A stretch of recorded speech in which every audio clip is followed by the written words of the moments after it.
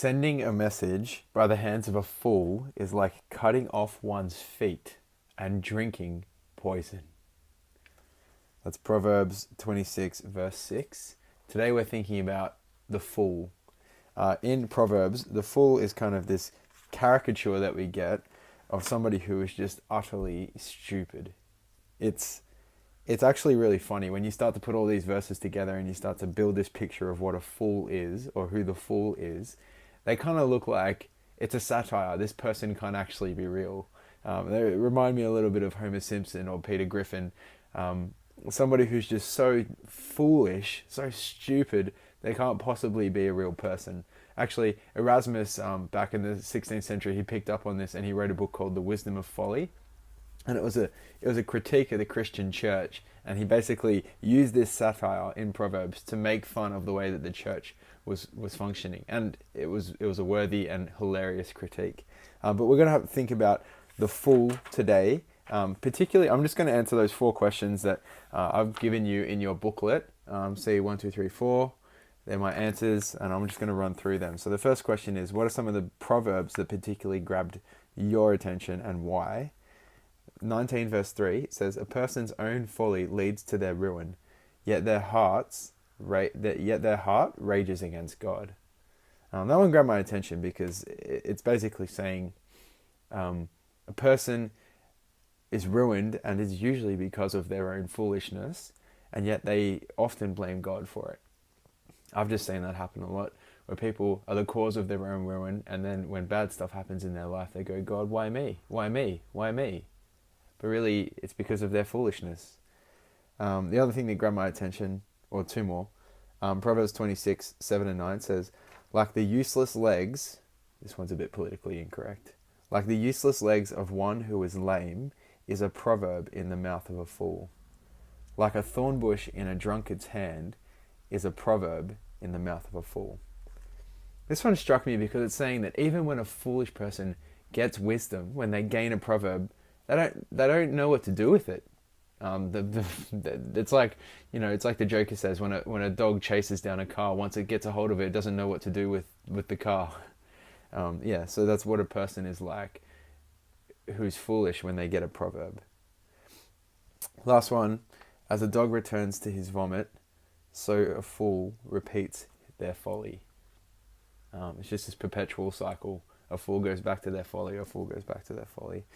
Question number 2, what is the big idea across the Proverbs that you considered? The few things I picked up on, you might have picked up on different things, but fools love drama. They always find themselves in gossiping or in quarreling or something like that. They're just that person in the playground who just thrives on the worst thing that's happened and just wants to spread rumors about stuff that's going on. Second thing is that fools think that they know it all, so they don't need to learn anything.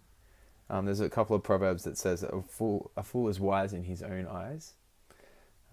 This is pretty problematic. If you think you know it all, then you don't need to learn anything else. And you kind of controversy. Sometimes you meet Christians who are a bit like this, that they're not willing to hear what you think. Not just Christians, but everyone. But I get particularly upset at the Christians who are like this.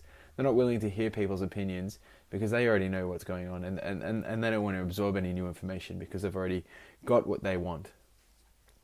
Well, according to Proverbs, that's a fool.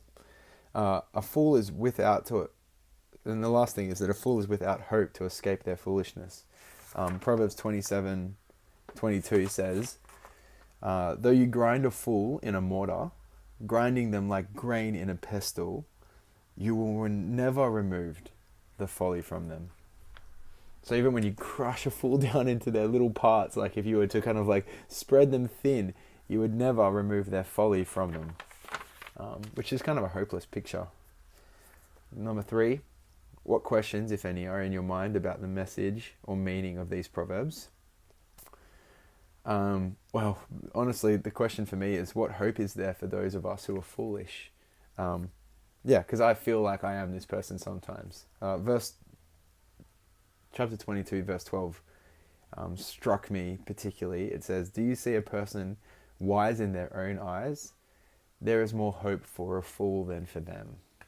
A person wise in their own eyes. And I think, oh, yeah, it's quite often times where I think that I'm wise.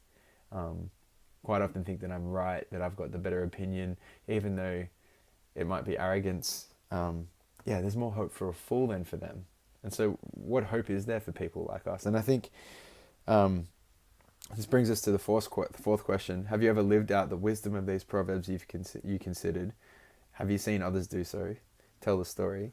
I think the wisdom that these proverbs are encouraging us to is to, rather than being the fool, is to consider wisdom, to cling to wisdom. That's what Proverbs 1-9 is about. The father telling the son that he should go after wisdom, that he should treasure it like real gold and things like that. So I think these proverbs about the fool, that help us to see ourselves as the fool so that we can move from being the fool to being wise. Have I seen people do that? Oh, I've seen myself do that. I'm still a bit of a fool, like I said. I see myself as wise in my own eyes sometimes, but I've seen times in my life where I've moved away from folly, and that's been good. It's been really good. Anyway, hopefully you're enjoying Proverbs. I know this is the first video we've had in a while. I'm loving it. I'm really loving Proverbs. It's so interesting to read, so interesting to think about. Keep enjoying it. I'll see you next week.